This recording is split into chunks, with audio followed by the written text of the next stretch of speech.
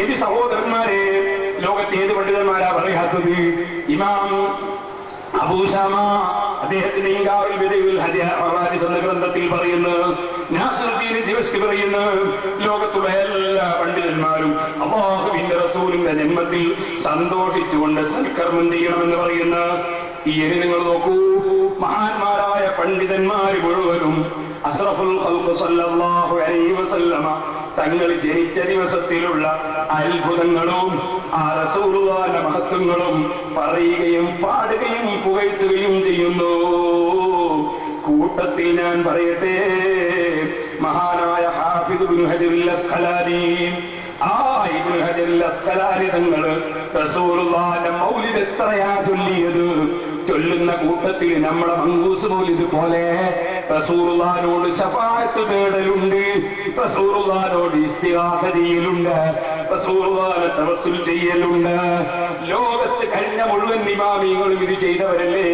ഇബ്നു ഹജറുൽ അസ്ഖലാനി തങ്ങൾ അവിടുന്ന് സഹീഹുൽ ബുഖാരി ഖത്തം തീർക്കുന്ന ദിവസം ഇബ്നു ഹജറുൽ അസ്ഖലാനി തങ്ങൾ സഹീഹുൽ ബുഖാരി ഓതി തീർക്കുന്ന ദിവസം അന്ന് റസൂലുള്ളാഹിന്റെ മൗലിദ് ഓതാണ്. നിങ്ങൾ നോക്കണം, മുസ്ലിം പണ്ഡിതന്മാരുടെ ചരിത്രം നോക്കണം. ഇബ്നു ഹജറുൽ അസ്ഖലാനി തങ്ങൾ സഹീഹുൽ ബുഖാരി ഖത്തം തീർത്തത് എപ്പോഴാ? ഹിജ്റ 798 റമദാൻ മാസത്തിലാണ്. ആ റമദാനിൽ റസൂലുള്ളാഹിന്റെ മൗലിദ് ഓതുകയാണ്. ഹാഫിദ് ഇബ്നു ഹജറുൽ അസ്ഖലാനി എന്റെ ബുഖാരി ഖത്തം തീർക്കുന്ന ദിവസം ഞാൻ റസൂലുള്ളാഹിന്റെ മദ്ഹ് പാടുന്നു. ആ മദ്ഹ് പാടുന്ന കൂട്ടത്തിലാണ് എത്ര നീണ്ട പദ്യമാ ചൊല്ലിയത്. ഇബ്നു ഹജർ തങ്ങളുടെ സ്വന്തം കിതാബിൽ തന്നെ കാണാം. ആ കൂട്ടത്തിൽ ഇങ്ങനെ ചൊല്ലിയ കൂട്ടത്തിലങ്ങ് ചൊല്ലി, ഹുഫിളത്തിൽ മൗലിദി ഹിസ്സമാഉ വബുശ്ശിറതി ഫൽമാരിനൂന ബി ശുബിഹാ ഖദ് റുജിമു വബിശയാതീനു തദത് വസ്തയസത് കുഹാനുഹാ മിൻ ഇൽമി ഗൈബി യഖ്ദുമു. റസൂലുള്ളാഹിന്റെ ജന്മദിനം ഇങ്ങ് വന്നപ്പോൾ ആകാശ ലോകത്തേക്ക് കത്ത് കേൾക്കാൻ വേണ്ടി പോകുന്ന ജിന്നുകൾക്ക് മുഴുവനും പ്രതിരോധം സൃഷ്ടിക്കപ്പെട്ടുപോയി. റസൂലുള്ളാഹിന്റെ ജന്മദിനത്തിന്റെ ബഹുമാനം, റസൂലുള്ളാഹിന്റെ ജന്മദിനം ഇങ്ങ് വന്നപ്പോ ശൈത്താന്മാരായ ആളുകൾക്ക് പ്രവേശനം നിഷേധിക്കപ്പെട്ടുപോയി. അതുകൊണ്ട് തന്നെ ശൈത്താന്മാരുമായി ബന്ധമുള്ളവർക്ക് ജന്മദിനം കേൾക്കുമ്പോൾ ബുദ്ധിമുട്ടാണ്. എന്നിട്ട് സഹോദരന്മാരെ, ഇബ്നു ഹജർ തങ്ങൾ വീണ്ടും പറയുന്നു, ഈവാനു കിസ്റൻ സഖതും തസാഖതത് സുഫാതുഹു ബൽ കദറുബൻ യുഹ്ദബു. കിസ്റ രാജാവിന്റെ കോട്ട കുലുങ്ങി, ഗോപുരങ്ങൾ തകർന്നു വീണു. വൽമാഉ ഖാലവനാറു ഫാരിസ ഉഖ്മിദത് മിൻ ബൈതി മാ കാനത് തശുഖു വതറുമു. മുജാഹിദിന്റെ അൽമനാറുകൾ മുഴുവനും, മുജാഹിദിന്റെ വിചന്തനം മുഴുവനും, മുജാഹിദിന്റെ സബാബ് മുഴുവനും, മുജാഹിദിന്റെ സർവമാസികളിലും വാരികളിലും പുസ്തകങ്ങളിലും ഓരോ പേജുകളിലും സാധാരണയായി വാചകങ്ങൾ ഉദ്ധരിക്കുന്ന അഹ്മദ് ഇബ്നു ഹജറുൽ അസ്ഖലാനി റഹിമഹുല്ലാഹ് റസൂലുള്ളാഹിന്റെ മൗലിദ് ഓതുന്ന സമയത്ത് പറയാണ്, അതും ബുഖാരി ഖത്തം തീർക്കുന്ന ദിവസമുള്ള മൗലൂദാണ്. ആ മൗലിദിൽ തങ്ങൾ പരമാവധി പറയാണ്, വൽമാഉ വനാറു ഫാരിസ ഉഖ്മിദത് മിൻ ബഅദി മാ കാനത് തശുഖു വതറുമു. അതാ സാവാ തടാകം വറ്റിപ്പോയി. റസൂലുള്ളാഹിന്റെ ജന്മദിനാഘോഷ പരിപാടി അന്ന് തന്നെ നടക്കുകയാണ്. അത് ഹിജ്റ 300 കഴിഞ്ഞിട്ട് തുടങ്ങിയതല്ല. റസൂൽ ജനിച്ച അന്ന് തന്നെ ഉദ്ഘാടനം നടക്കുകയാണ്. അന്നത്തെ ആഘോഷത്തിലുണ്ടായ പരിപാടികളാണ്. അതേ സാവാ തടാകം വറ്റിപ്പോയി, പേർഷ്യക്കാരുടെ അഗ്നികൾ പൊലിഞ്ഞുപോയി.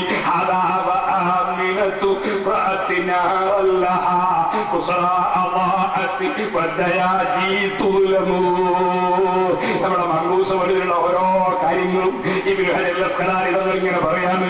അതേ ആമിന ബീവി വല്ലാത്ത പ്രകാശം കണ്ടു. നൂറൻ ഹവാത്തിലഹു.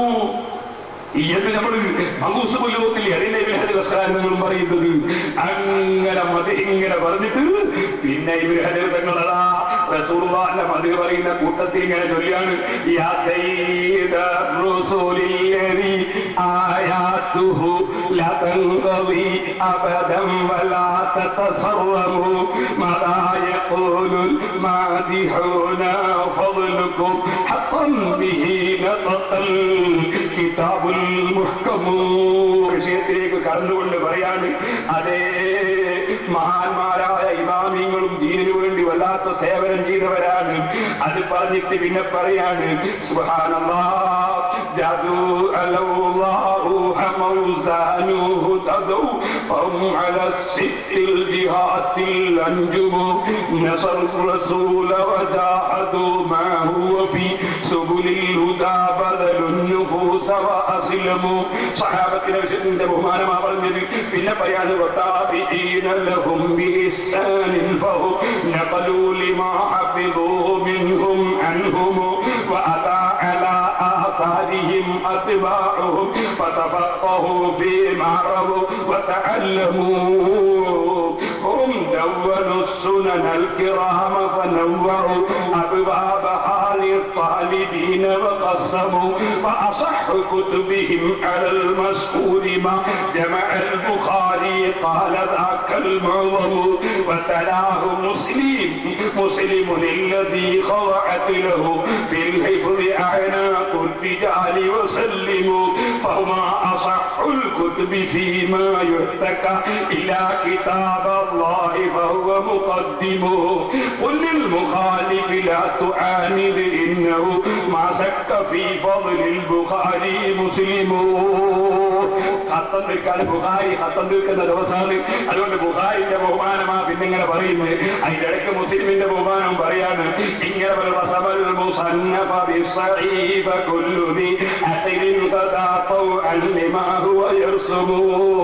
ഇങ്ങനെ പറഞ്ഞിട്ട് അവസാനം ബഹുമാനപ്പെട്ടവർ പറയുന്നു, എല്ലാവരും എഴുതുന്നോ, യാ അയ്യുഹർ റാജൂന ഖൈറ സഫാഅതി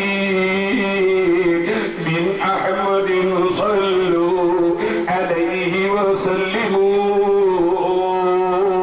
ചൊല്ലിക്കപ്പോന്ന് സ്വലാത്ത് സല്ലല്ലാഹു അലാ മുഹമ്മദ് സല്ലല്ലാഹു അലൈഹി വസല്ലം സല്ലല്ലാഹു അലാ മുഹമ്മദ് സല്ലല്ലാഹു അലൈഹി വസല്ലം സല്ലല്ലാഹു അലാ മുഹമ്മദ് സല്ലല്ലാഹു അലൈഹി വസല്ലം.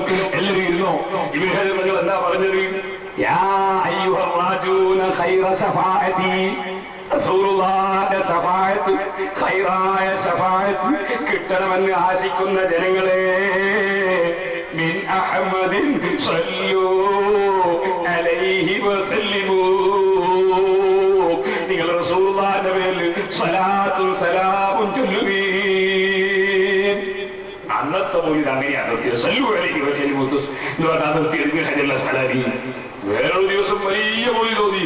അതിന്റെ ഭാഗമായി ഞാൻ ആദ്യം എന്റെ പ്രസംഗം തുടങ്ങുന്ന സമയത്ത് ചൊല്ലിക്കേൾപ്പിച്ചത് യാ സയ്യിദർ റുസ് യാ സയ്യിദി യാ റസൂലല്ലാഹി ഖദ് സറുഫതി ഖസായിദി ബിമാദി ഫീക ഖദ് റുസിഫാ എന്നിങ്ങനെ ചൊല്ലിയിട്ട് അവസാനം റസൂലുള്ളാഹിനെ വിളിച്ച് അവസാനം പറയാണ്, നബിയെ മാദഹത്തുക യൗമ അർജുൽ ഫദ്ല മിൻക ഗദാ മിനസ് ശഫാഅതി ഫൽ ഹദ്രി ബിഹാ തറഫാ. നബിയെ, ഇന്ന് ഞാൻ തങ്ങളെ മദീന ചൊല്ലുന്നത് നാളെ ശഫാഅത്ത് കിട്ടാനാണ് നബിയെ. നമ്മുടെ മങ്കൂസ് പോലെ പറയുന്നില്ലേ, അസ്സഫാഅത ഹബ്ലനാ ഫിൽ ഖിയാമത്തി മുസ്ഫിഖാ വഅഹ്ലനാ ഇമ്മഅയാ സയ്യിദി ഖൈറൻ നബി. ഇത് തന്നെ ഇബ്നു ഹജർ അസ്ഖലാനി റളിയല്ലാഹു അൻഹു പറയാണ്, നാളെ ശഫാഅത്ത് കിട്ടാനാണ് ഇന്ന് ഞാൻ മദ്ഹ് പാടുന്നത് നബിയെ. അതിങ്ങനെ പറഞ്ഞിട്ട് അവസാനം പറയാണ്, ബിബാബി ജൂദിക അബ്ദും മുദ്നിബുൻ കലിഫു യാ അഹ്സനൻ നാസി വജ്ഹ മുസ്രിഖൻ വഖഫാ. മുജാഹിദീങ്ങൾ ആരെങ്കിലും കേൾക്കുന്നുണ്ടെങ്കിൽ ഇനി പേരിൽ ഇബ്നു ഹജറിന്റെ പേര് നിങ്ങൾ പറഞ്ഞു പോകരുത്. നിങ്ങളെ ഭാഷയിൽ ഒന്നാം നമ്പർ കാഫിറാണ്. ഇബ്നു ഹജർ അസ്ഖലാനി മുശ്രിക്കാണ്, ഒന്നാം നമ്പർ മുശ്രിക്കാണ്. കാരണം റസൂലുള്ളാഹിയെ വിളിച്ച് സഹായം ചോദിച്ചാൽ അല്ലാഹുവിന്റെ റസൂലിന്റെ മദിന് പാടുമ്പോ, ഞങ്ങൾ മങ്കൂസ് മൊഴി തോന്നുമ്പോ, ഞങ്ങൾ സർഫല്ലലാം ഓതുമ്പോ റസൂലുള്ളാഹിയെ വിളിച്ച് സഹായം ചോദിക്കുന്നത് കൊണ്ട് ഞങ്ങൾ ശിർക്ക് ചെയ്തവരാണെന്നല്ലേ പറയല. എന്നാ 3 ലക്ഷം ഹദീസ് മനഃപ്പാഠമാക്കിയ ലോകത്തുള്ള ഒരു പണ്ഡിതനും തർക്കമില്ലാത്ത പണ്ഡിതനായ ഹാഫിദ് ഇബ്നു ഹജർ അസ്ഖലാനി റസൂലുള്ളാഹിന്റെ മദിന് പാടുന്ന സമയത്ത് റസൂലുള്ളാഹിയെ വിളിച്ചിട്ട് പറയാണ്, നബിയേ യാ സയ്യിദി യാ റസൂലല്ലാഹി ഖദ് ശറഫതി ഖസായിദി ബിമദീൻ ഫീക ഖദ് റുസിബ. അതിങ്ങനെ പാടിയിട്ട് പറയാണ്, നബിയേ ബിബാബി ജൂദിക അബ്ദുൽ മുദ്നിബുൻ കലിഫു. തങ്ങളുടെ ഔദാര്യത്തിന്റെ ഗേറ്റിങ്ങിൽ ഇതാ പാപം ചെയ്ത ഈ പാപിയായ ഞാനിതാ വന്നു നിൽക്കുന്നു നബിയേ. യാ അഹ്സനൻ നാസി വജ്ഹൻ മുസ്നിഖൻ വഖഫാ. ഏറ്റവും പ്രശോഭിതമായ സൗന്ദര്യമുള്ള മുഖമുള്ള നബിയേ, തെറ്റ് ചെയ്തു പോയ പാപിയായ ഞാനിതാ അങ്ങയുടെ റഹ്മത്തിന്റെ വാതിൽക്കൽ വന്നു നിൽക്കുന്നു, തങ്ങളുടെ കൊടുതിയുടെ വാതിൽക്കൽ നിൽക്കുന്നു. എന്തിനാ നിൽക്കുന്നത്? ബികും തവസ്സല യർജുൽ അഫ്വ അൻസലലി മിൻ ഖൗഫിഹി ദഫ്നുൽ ഹമീല ഖദ് റഫാ. തങ്ങളെ കൊണ്ട് തവസ്സുലാക്കാൻ വന്നതാ നബിയെ. തങ്ങളെ ഇടയാളനാക്കിയിട്ട് പടച്ചറപ്പിന്റെ അടുക്കൽ വെച്ച് വിട്ടുവീഴ്ച കിട്ടാൻ വന്നതാണ് നബിയെ.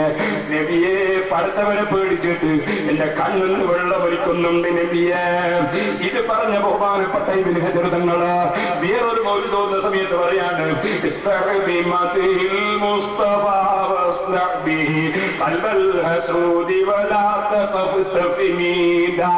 واقصد له واسأل به تعطى المنى وتعيش مهما عشت فيه سعيدا.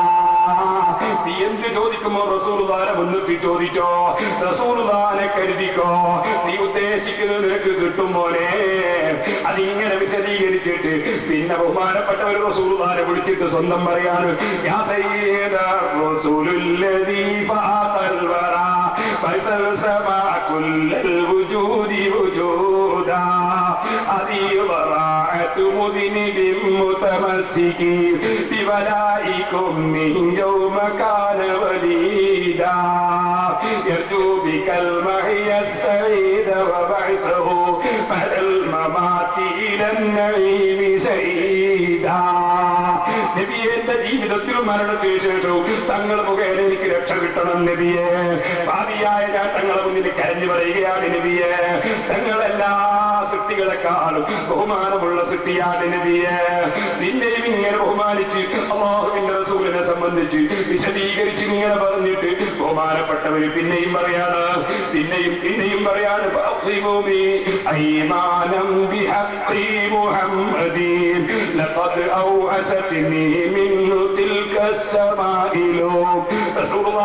കൊണ്ട് ഞാനിതാ പടച്ചറബിനോട് ആവശ്യപ്പെടുന്നു.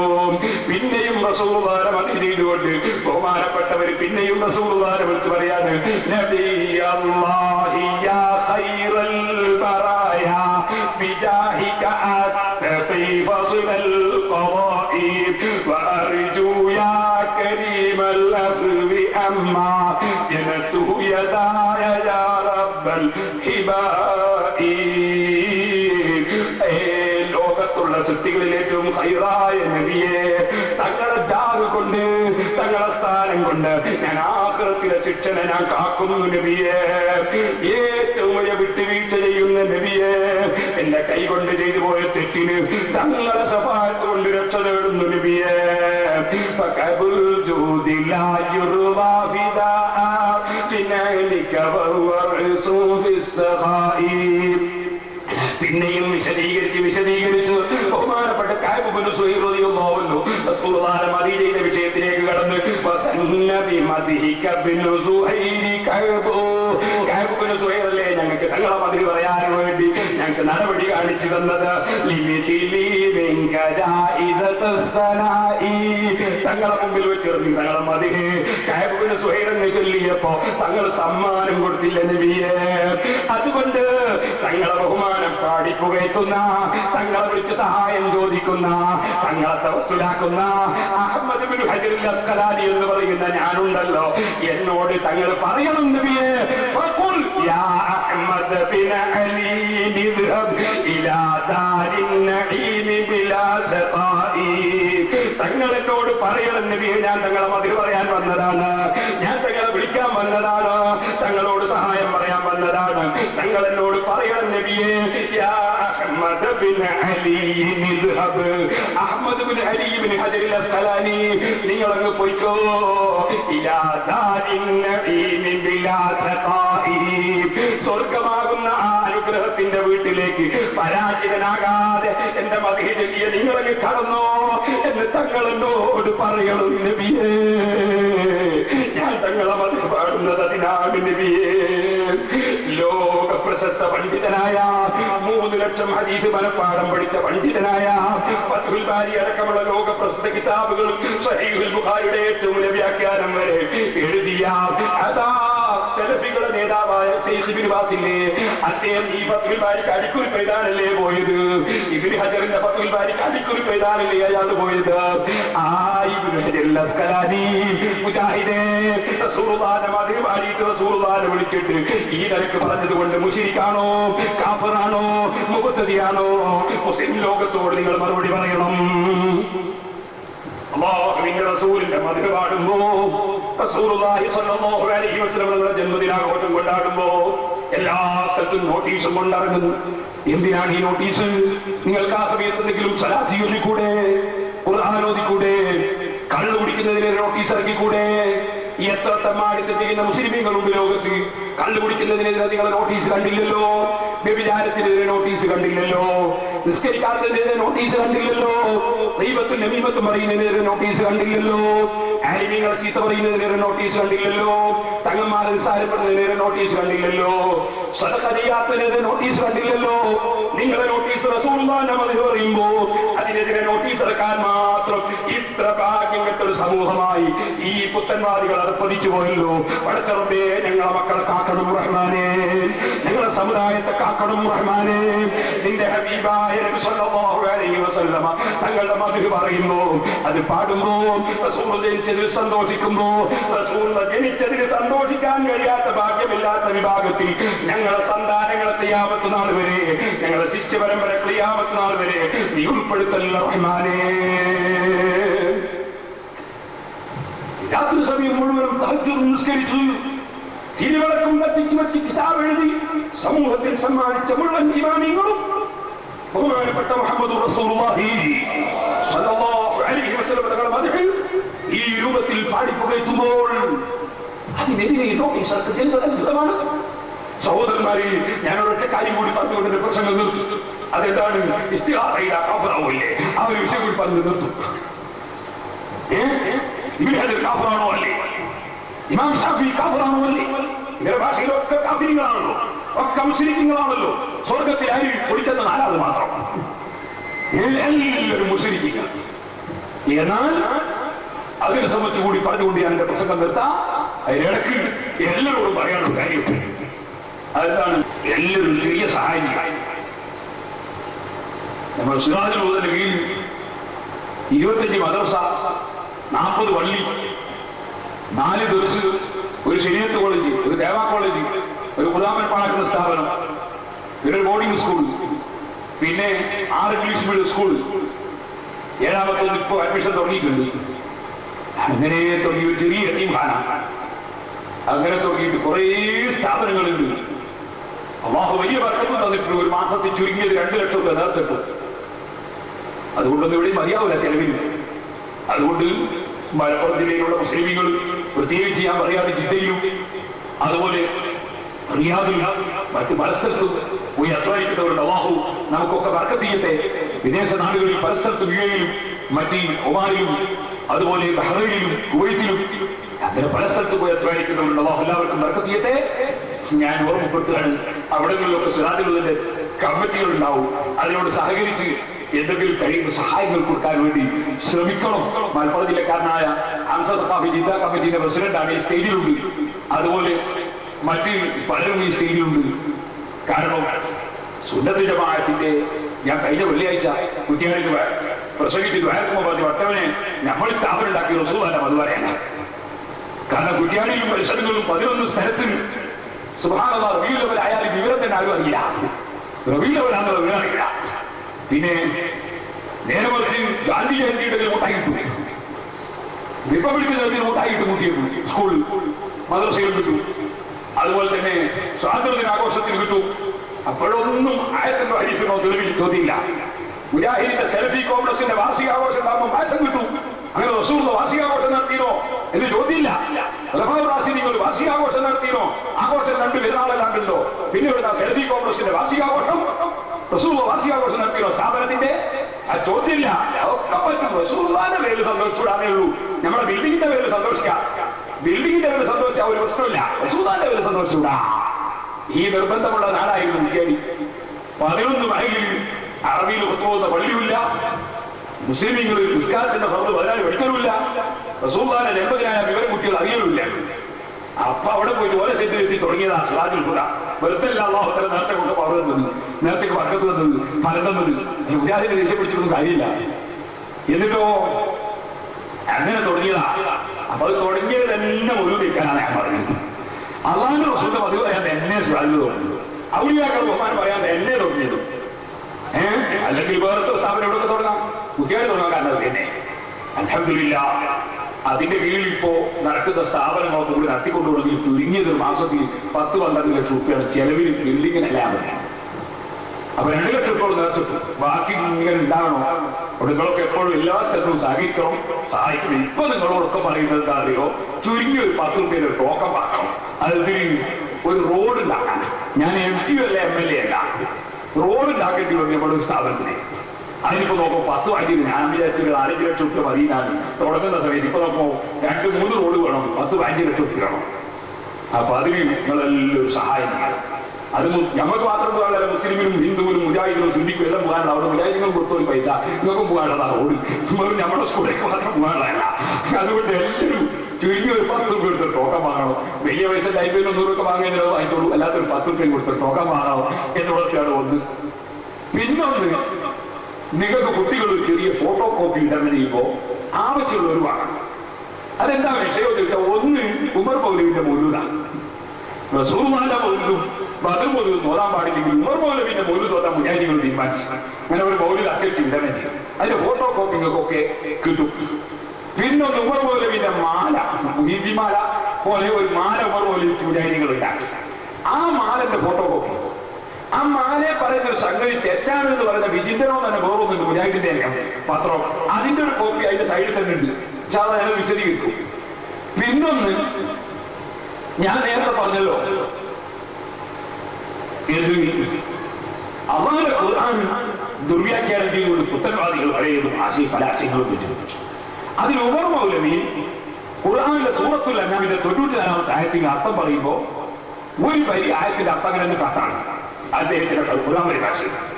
ആ ആയത്തിന്റെ അർത്ഥം കട്ടഭാഗം. അതേസമയത്ത് അമാനി മൗലവി ഖുർആൻ പരിഭാഷ ചെയ്തപ്പോ അവിടെ കക്കാതെ കളവ് നടത്താതെ ഉള്ളതുള്ള പോലെ വന്നു. വെറുതെ കക്കാത്ത മൗലവിയെ കട്ടു എന്ന് പറയാൻ പാടില്ല. അമാനി മൗലവി ഉള്ളതുള്ളത് പോലെ വന്നു. അപ്പൊ അയാളുടെ ഖുർആൻ പരിഭാഷയിൽ ഉള്ളതുള്ള പോലെ പറഞ്ഞ അർത്ഥവും ഉമർ മൗലവി തട്ടിച്ചു കൊടുത്ത അർത്ഥവും ഒരു പേരിന്റെ അപ്പുറത്ത് അമാനി മൗലവിയുടെ പരിഭാഷന്റെ കോപ്പിയും ഇപ്പുറത്ത് ഉമർ മൗലവിയുടെ ഖുർആൻ പരിഭാഷന്റെ കോപ്പിയും. ഇങ്ങനെല്ലാം കൂടിയിട്ടുള്ള ഫോട്ടോ കോപ്പി ഒരു 10 രൂപ കൊടുക്കേണ്ടി വരും. അത് എല്ലാ സ്ഥലത്തൊക്കെ ഫോട്ടോ കോപ്പി വിതരണം ചെയ്താൽ പിന്നെ എന്റെ സ്കൂൾ കൂട്ടിപ്പോകും. അതുകൊണ്ട് ഒരു 10 രൂപ ഒക്കെ കൊടുത്താൽ നിങ്ങൾക്ക് അതെല്ലാം ഫോട്ടോ കോപ്പി കിട്ടും.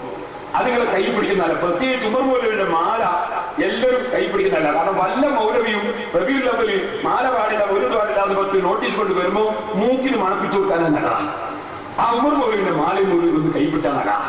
ഇനി ഞാൻ അതിനെ സംബന്ധിച്ചാൽ പറയാൻ പോകുന്നത് എന്തായി ഉമർ മൗലവിയുടെ മാല, എന്തായി മൗലിദ്, എന്താ അതിനുള്ളത്. പിന്നെ ഇഖ്തിലാഫ് ചെയ്താൽ മനുഷ്യൻ കാഫിറാവൂല്ലേ? റസൂലുള്ളാഹിയെ വെച്ച് സഹായം ചോദിച്ചാൽ ഇബ്നു ഹജർ അസ്ഖലാനി റഹിമഹുല്ലാഹ് അവിടെ ഇബ്നു ഹജർ അസ്ഖലാനി കാഫിറാവൂല്ലേ? ഈ വിഷയത്തെക്കുറിച്ച് കൂടി വളരെ പെട്ടെന്ന് ചുരുക്കി പറഞ്ഞിട്ട് ഇൻഷാ അല്ലാഹ് എന്റെ പ്രസംഗം ഞാൻ നിർത്താം. അല്ലാഹു തആല തൗഫീഖ് ചെയ്യട്ടെ.